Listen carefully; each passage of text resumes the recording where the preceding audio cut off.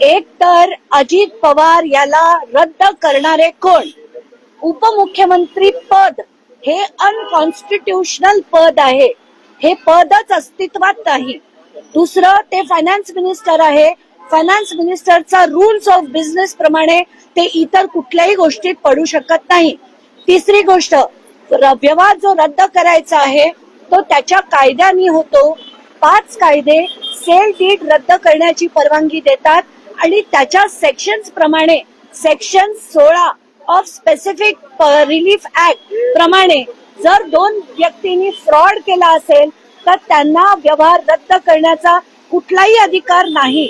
आताच्या घटनेला सुरुवातीला सांगितलं गेलं की 21 कोटी देऊन हा व्यवहार रद्द होणार.